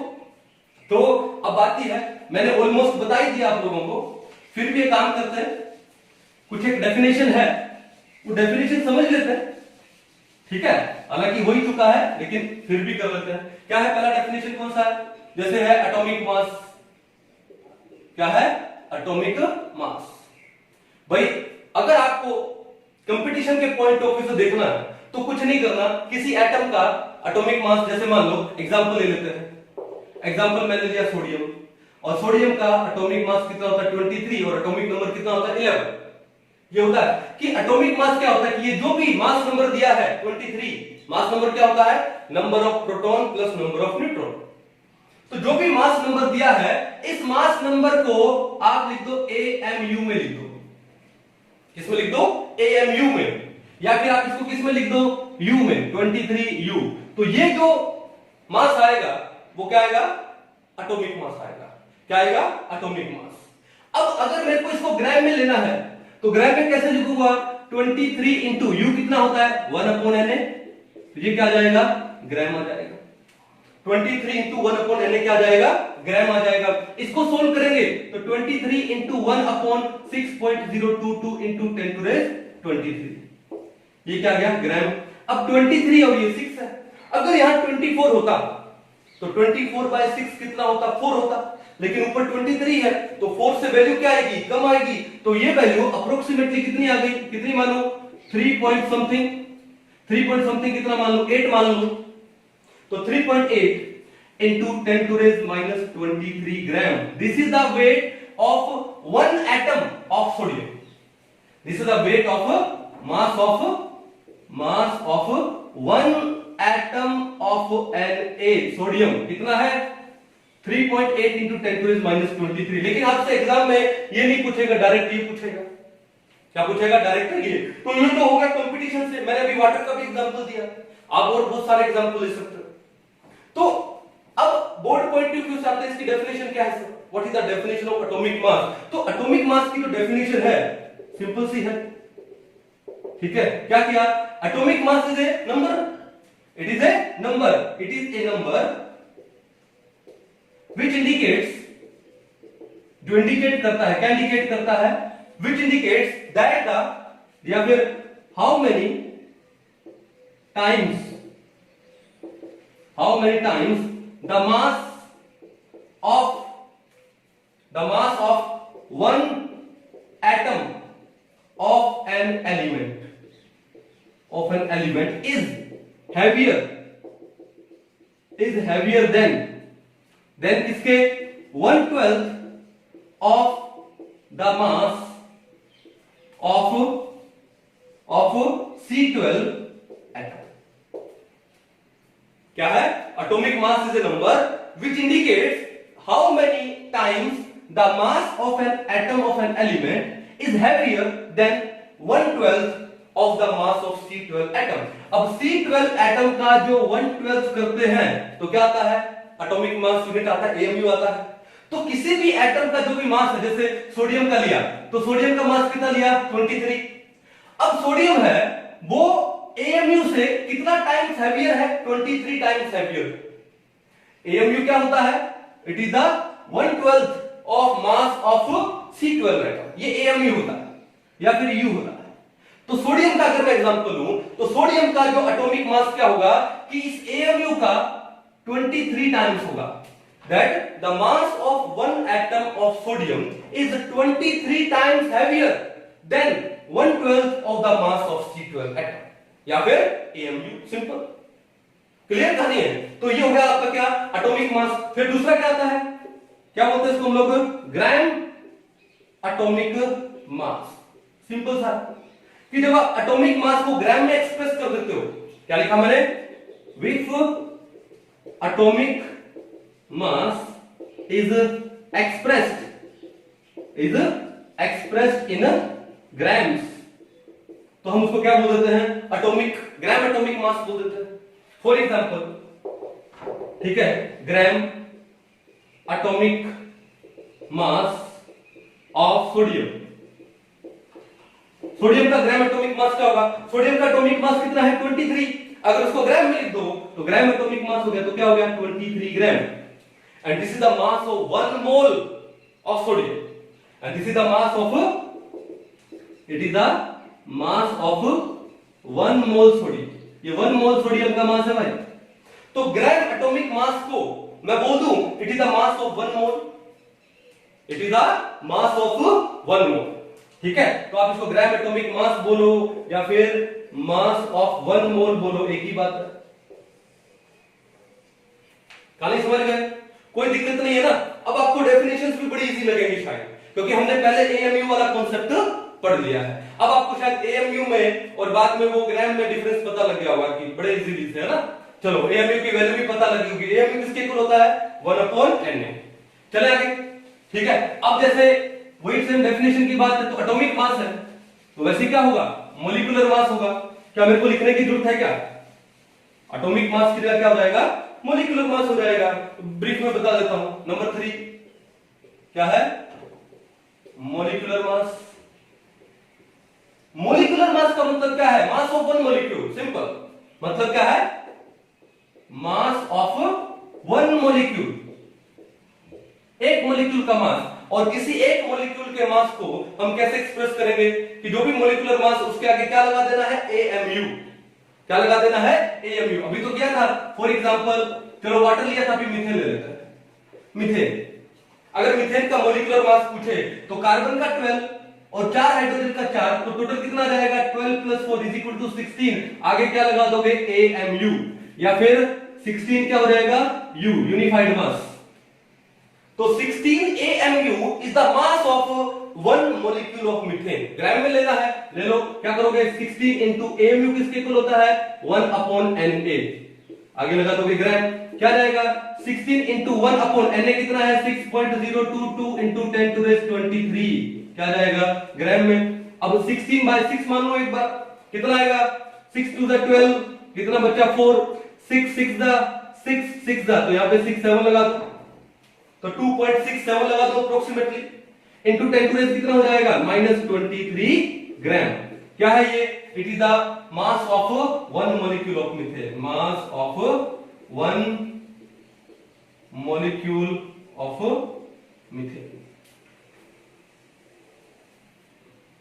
कहानी समझ आ रही है आप लोगों को, ठीक है. तो ये क्या होगा, मॉलिक्यूलर मास. अगर इसको डेफिनेशन में लिखूं बोर्ड के लिए, हालांकि जरूरत नहीं है, मैं फिर से कह रहा हूं, कंपटीशन में एप्लीकेशन आता है, डेफिनेशन नहीं आती, लेकिन कुछ एक बोर्ड्स वाले बच्चे भी होंगे आप में से, तो उनके लिए डेफिनेशन क्या होगी, जो एटॉमिक मास की डेफिनेशन लिखी थी वही मॉलिक्यूलर मास की डेफिनेशन लिखनी है. बस एक काम करना है, जहां पे एटम लिखा था उसको रिप्लेस कर दो मॉलिक्यूल से.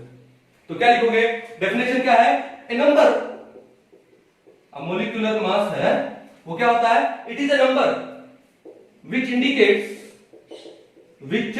indicates how many times a molecule, अब एटम को मैंने किससे रिप्लेस कर दिया, molecule, how many times a molecule is heavier than, how many times the mass of a molecule, the mass of a molecule is heavier than, क्या लिखेंगे, 1/12 of mass of 1 atom of C12. Simple था. तो जो atom को हमने किससे replace कर दिया, यहाँ पे मॉलिक्यूल से रिप्लेस कर दिया. और ये क्या है 1/12 of the mass of one atom of C12, इसको हम लोग क्या बोलते हैं, AMU बोलते हैं। क्या बोलते हैं इसको, AMU। जैसे अभी हम लोगों ने मीथेन का लिया था, तो मीथेन का जो भी मोलिकुलर मास था कितना था 16, और आगे क्या लगा दिया AMU। इसका मतलब कि जो मीथेन का मोलिकुलर मास है वो इस AMU से यानी 1/12 of mass of one atom of C12 से 16 टाइम्स हैवियर है, 16 टाइम्स क्या है, हैवियर है। तो इसको हम लोग क्या बोलते हैं, मोलिकुलर मास। तो अब फोर्थ क्या रहेगा, gram molecular mass, gram molecular mass, GMM।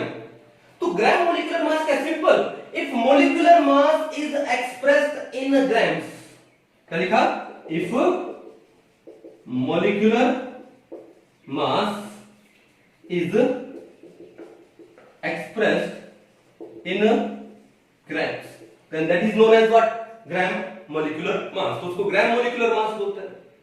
Simple है, जैसे फॉर एग्जांपल यहां पे मीथेन लिया था, तो मीथेन ले लेते हैं CH4, इसका मोलिकुलर मास कितना है 16, और आगे अगर मैं ग्राम में लगा दूं तो this is known as what, gram molecular mass. तो मीथेन के 1 मोलिक्यूल का मास कितना है 16 AMU, और मीथेन के 1 मोल का मास कितना है 16 ग्राम। तो gram molecular mass it is also known as क्या, मास ऑफ 1 मोल। क्या लिखूं, mass of mole, 1 mole, mass of या molecular mass of 1 mole is known as gram molecular mass. कहानी समझ आ रही है कि 1 मोल का जो मास को अगर मैं ग्राम में लिख दूं, या 1 मोल का जो मास है ग्राम में आएगा, तो क्या हो जाएगा, ग्राम मोलिकुलर मास। सिंपल, क्लियर है। तो आई थिंक आपको ये मोलिकुलर मास का, एटॉमिक मास का या एटॉमिक मास यूनिट का कॉन्सेप्ट अच्छे से क्लियर हो गया होगा, है ना। अब एक यहां पर इंपॉर्टेंट चीज और, एक्चुअल मास, कि सर कितने मास करवा रहे हो sir, molecular mass, atomic mass unit, और अब बोल रहे हो एक्चुअल मास। को भी क्या पढ़ रहे थे हम लोग, क्या ये जो भी हम लोग पढ़ रहे थे वो एक्चुअल मास नहीं है, ठीक है, बताता हूं डिफरेंस, आपको भी समझ आ जाएगा। तो नंबर 5 क्या आपके पास, एक्चुअल मास। तो ये एक्चुअल मास क्या होता है, द मास ऑफ 1 एटम, अगर एटॉमिक मास है तो the mass of 1 atom in gram. अगर ग्राम में ले लोगे तो एक्चुअल मास आ जाएगा। एग्जांपल लेके समझाएंगे। फॉर एग्जांपल किसको लूं मैं, लास्ट टाइम किसको लिया था हम लोगों ने, सोडियम को लिया था। अब कुछ नया ले लो, नया किसको ले लें, नया किसको ले लें, मान लो कैल्शियम को ले लें। किसको ले लें, कैल्शियम। कैल्शियम का एटॉमिक नंबर 20, एटॉमिक मास 40। तो इसका जो एक्चुअल मास होगा, इसका जो एक्चुअल मास होगा वो कितना होगा, 1 एटम का मास कितना है 40, और आगे क्या लगा देना है, AMU लगाना है। ये एक्चुअल मास नहीं है, 40 AMU तो मास ऑफ 1 एटम है। तो सर ये एक्चुअल क्यों नहीं हुआ, मैंने कहा actual mass is expressed in grams. किसी के साथ ये तो क्या हो गया, 40 को हमने AMU से रिलेट कर दिया कि भाई the mass of 1 atom of calcium is 40 times heavier than AMU। AMU क्या होता है, 1/12 of mass of 1 atom of C12। C12 से है, तो हमने कैल्शियम के एक एटम के मास को C12 से रिलेट किया है ना। तो ये जो मास लिखा है ना मैंने 40 AMU, या मैं लिखूंगा 40U, इस मास को हम लोग क्या बोलते हैं, इस मास को हम लोग क्या बोलते हैं, रिलेटिव मास बोलते हैं। क्या बोलते हैं इसको हम लोग, relative mass. Why relative mass, because we relate the mass of an atom with the mass of C12, 1/12 of mass of 1 atom of C12। Carbon के साथ वाले, कार्बन के मास के साथ रिलेट कर दिया हम लोगों ने, तो वो मास क्या होगा, रिलेटिव मास। तो फिर एक्चुअल मास क्या होता है, एक्चुअल मास, एक्चुअल मास ये होता है कि अगर इसी मास को मैं ग्राम में लिख दूं, ग्राम में, तो ग्राम में कैसे लिखा जाएगा, 40 इंटू AMU क्या होता है 1/Na, क्या होता है 1/Na। इसको सोल्व करेंगे 40 इंटू, और ये क्या हो जाएगा ग्राम में, ठीक है। 40 इंटू 1/Na कितना है 6.022 इंटू 10⁻23 ग्राम। सोल्व करेंगे 40/6 कितना हो जाएगा, कितना आएगा ये 6 पॉइंट, ठीक है 6.66 या 6.6 है वो लिख दो, इनटू कितना आएगा 10 टू रेज माइनस 23 ग्राम।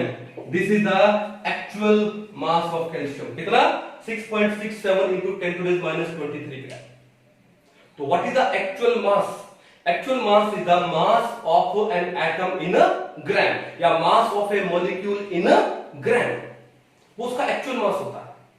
जैसे वाटर का actual mass क्या होगा, ठीक है, actual mass of one molecule water, one molecule of water, one molecule of water का अगर मैं मास लिखता हूं 18 AMU तो वो तो रिलेटिव मास हो गया, AMU लगाया तो या U लगाया तो, क्योंकि हमने कार्बन के साथ रिलेट कर दिया उसको।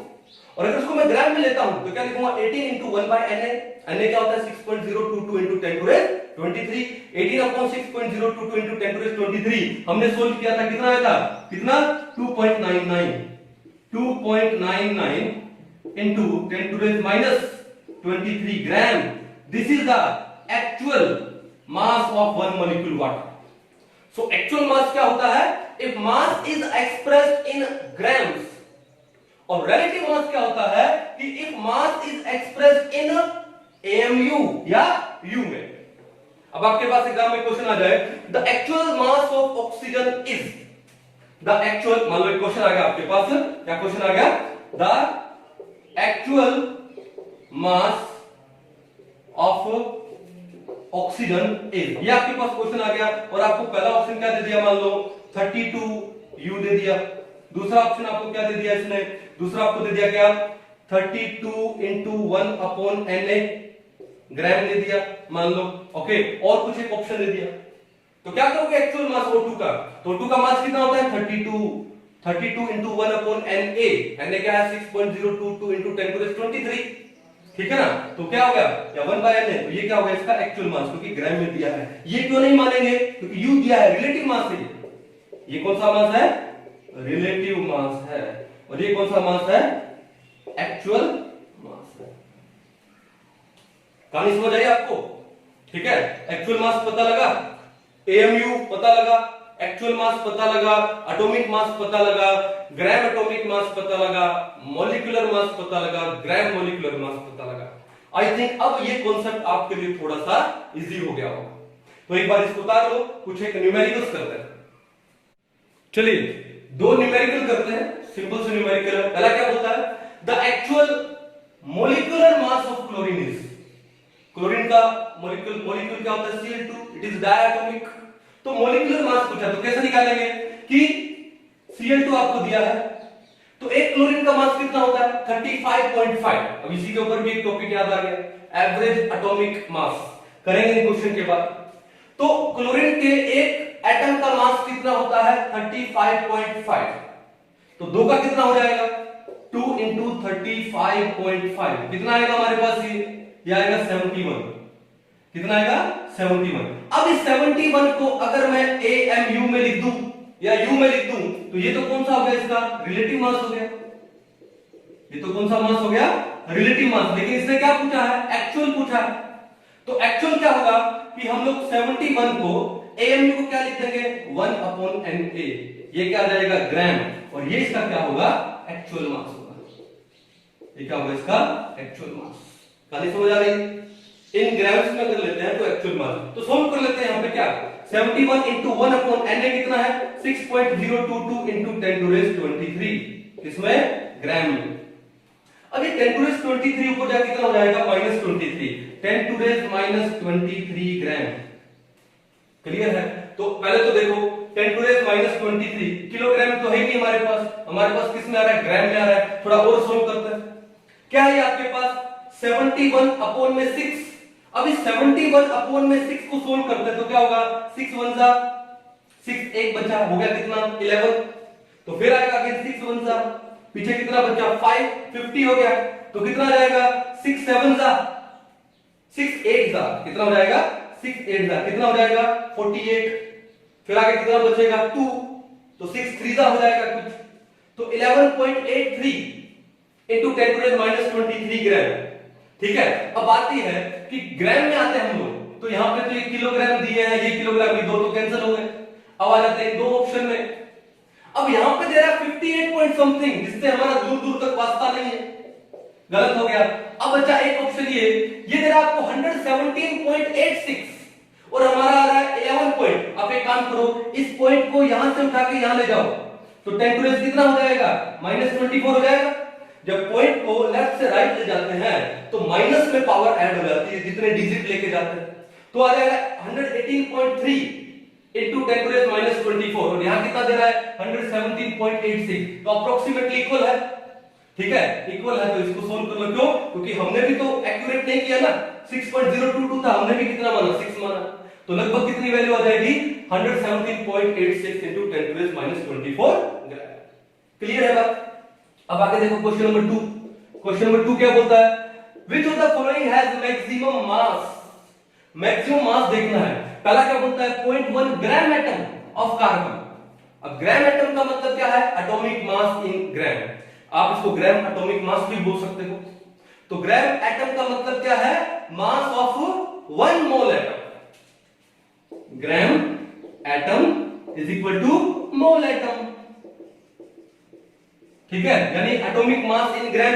तो भैया बात ही देखो कि जो कार्बन है, कार्बन का 1 ग्राम एटम कितना हुआ, कार्बन का 1 मोल एटम हुआ, और 1 मोल एटम है कार्बन का कितना हुआ 12 ग्राम, कितना हुआ 12 ग्राम। तो 1 ग्राम एटम ऑफ सी कितना हुआ 12 ग्राम, सिंपल। लेकिन आपको कितना बोला है 0.1 ग्राम, तो 0.1 ग्राम एटम ऑफ कार्बन कितना हुआ 1.2 ग्राम। तो भैया पहला तो हो गया इसका 1.2 ग्राम हो गया, 1.2 ग्राम। चलो आगे देखते हैं 0.1 मोल ऑफ अमोनिया। तो भैया अमोनिया के 1 मोल का मास कितना होता है 17 ग्राम, तो 0.1 मोल का मास कितना हो जाएगा 1.7 ग्राम, सिंपल था। फिर 6.022 into 10 to the 22 molecules of hydrogen. Molecules यानी हाइड्रोजन क्या होता है H2, तो H2 के 6.022 into 10 to the 22, अगर 10 to the 23 होता तो एवोगैड्रो नंबर हो जाता Na, लेकिन 10 to the 22 है तो Na/10 यानी 0.1 Na।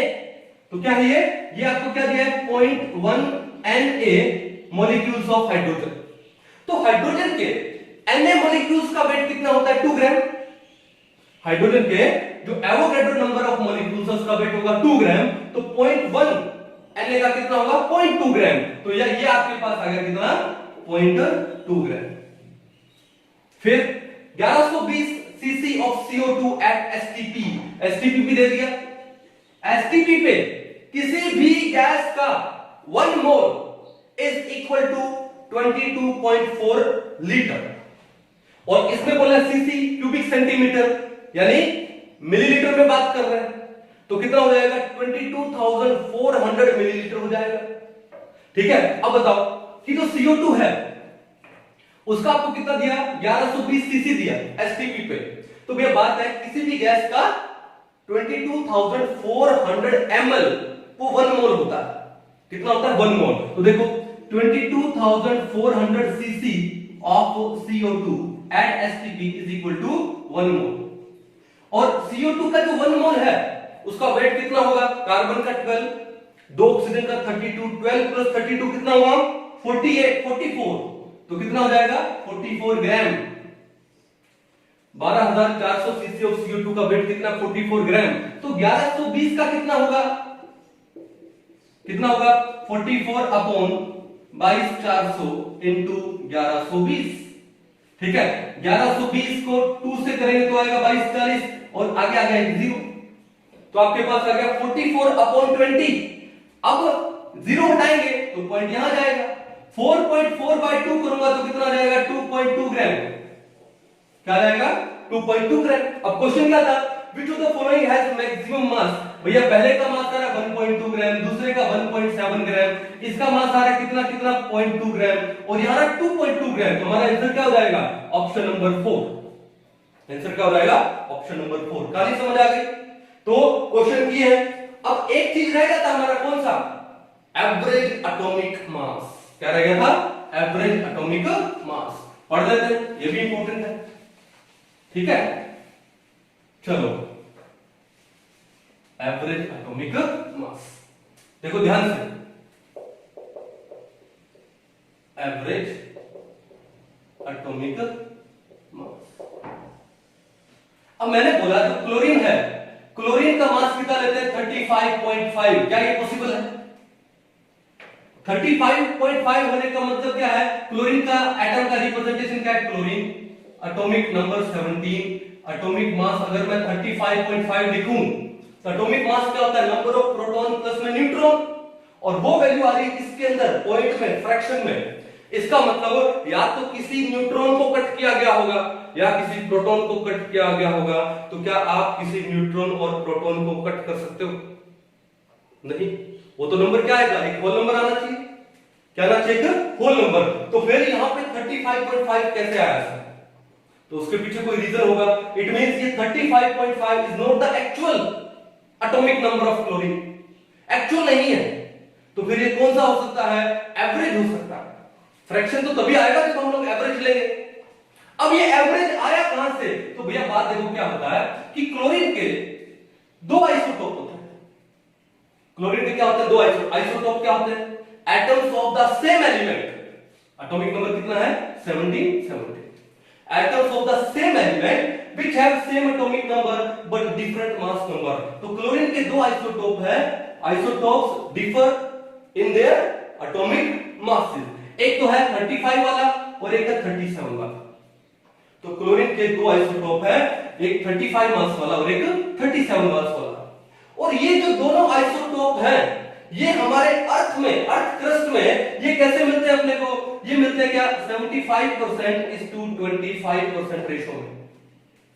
Her 4 atom of chlorine में एक एटम है, ठीक है, वो तो है 37 वाला, और 3 एटम है वो कौन से? 35 वाले। मींस इनका रेशो क्या हो गया? कैसे रेशो देखोगे कि नेचर में जो प्रेजेंस है उनका उसके हिसाब से। तो 75% है क्लोरीन 35 वाला और 25% है क्लोरीन 37 वाला। यानी इन शॉर्ट ये 3:1 रेशो में है भाई। कितने में है? 3:1 रेशो में। अब क्या करें सर? किसको ले? न्यूमेरिकल करेंगे। दिक्कत आएगी, क्यों? क्योंकि हर 4 क्लोरीन एटम में से 3 एटम तो क्लोरीन 35 वाले हैं और एक 37 वाले हैं। तो हमें तो दिक्कत आ जाएगी ना न्यूमेरिकल करते हुए।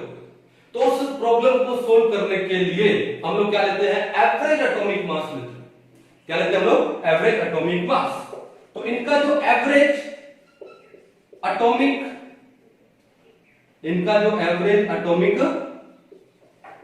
मास है, इतनी गर्मी है यहां पे कि स्वेट जब बोर्ड पे लगता है तो उससे हम लोग लिख भी नहीं पा रहे। देखो एवरेज एटॉमिक मास है, वो कैसे निकालेंगे? देखो ध्यान से कि ये 35 वाला कितना पार्ट्स है? 3। तो 35 इंटू में 3, 35 इंटू 3, ठीक है, प्लस एवरेज ले रहे हैं, प्लस 37 वाला कितना पार्ट है? 1, 37 इंटू 1, और टोटल कितने हैं? टोटल है 3 + 1 यानी 4। अब 35 को जब आप 3 से मल्टीप्लाई करते हो कितना आता है? 105, और 37 को 1 से 37 अपॉन कितना हो गया? 4। 105 + 37 कितना हो जाता है? 142 अपॉन में 4 सोल्व करो। 4 5 दा 4 3 दा 12, 2 बचा 22 हुए। 4 5 दा 20, 2 बचा 0 तारा, और 4 5 दा 20। तो ये कितना आया? 35.5 आया। तो क्लोरीन का जो एवरेज एटॉमिक मास है वो कितना है? 35.5 है। तो 35.5 is the average atomic mass, not the actual atomic mass. कहानी समझ गए? तो इसी हिसाब से और बहुत सारे एलिमेंट्स के आइसोटोप है। अगर आपको उनका परसेंटेज दे दिया जाए कि नेचर में वो किस परसेंट में प्रेजेंट है, अवेलेबल है, तो उसके हिसाब से आप उनका ये इस तरीके से एवरेज एटॉमिक मास निकाल लीजिए। आया कॉन्सेप्ट समझ में? ठीक है, तो ये आज हमने थोड़ा सा मूल कॉन्सेप्ट को और डिटेल में ले जाने की कोशिश की है। ठीक है, आप एक बार इसको अच्छे से कीजिए, फिर उसके बाद हम नेक्स्ट लेक्चर में थोड़ा और डिटेल में जाएंगे। तब तक के लिए थैंक यू।